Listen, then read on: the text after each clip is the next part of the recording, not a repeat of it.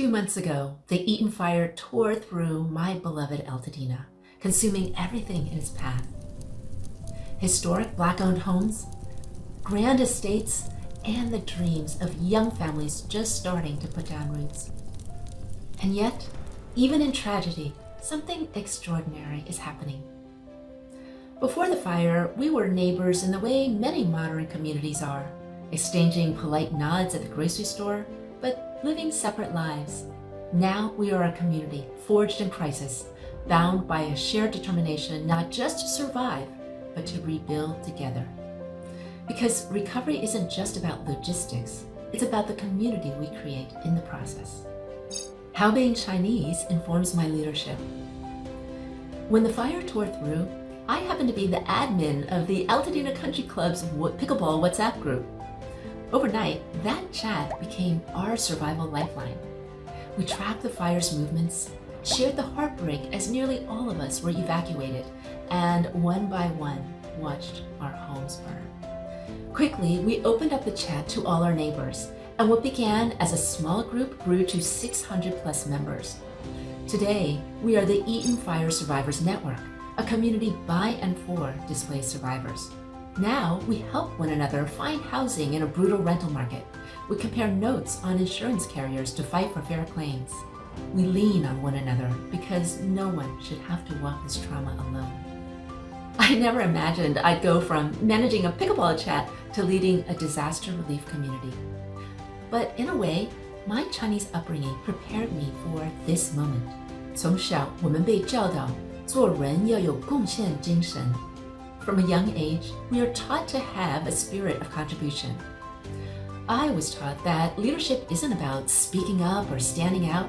It's about lifting up the community, about showing up for others, even when the community is born of tragedy. Or perhaps especially then. Because when we lose everything, the only way forward is together. Now, after the fire, I'm surrounded by new friends with whom I can rebuild my life. Community isn't just something that we have, it's something that we build. And for that, I am profoundly grateful. The displacement within displacement. Like so many in our community, my family is still without a home. Finding housing in LA already was a challenge. Now it can feel impossible.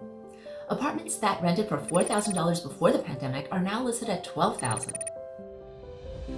Illegal, yet it's happening. Even when families manage to secure a place, it's often unfurnished. And many of us have lost everything.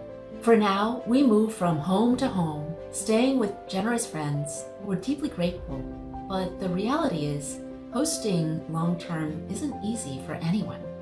So we try not to overstay. Just last weekend, we packed up again for our 7th temporary home. Our kids are exhausted and we are exhausted. But even as we search for stability, we have found something else. A community that refuses to let each other fall. Different cultures define leadership differently. For years, as a Fortune 500 CEO headhunter, I saw how companies choose leaders, choosing those who are confident and assertive and command attention. Later, working in China, I saw a different model. Leadership there is quieter, more collective, less about speaking up, and more about listening first, acting with care, and building strong communities. In Chinese, we say, 行胜于言. Actions speak louder than words. But in corporate America, this Chinese leadership style often gets us pigeonholed as worker bees and not leaders. The truth is, Western style or Chinese style, neither style has all the answers.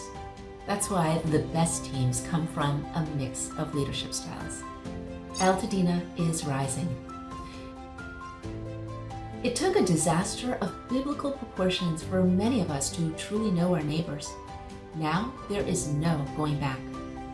Yes, this is a moment of heartbreak, but it is also a moment of hope. Hope in the resilience of neighbors standing together. Hope in the power of community-driven solutions.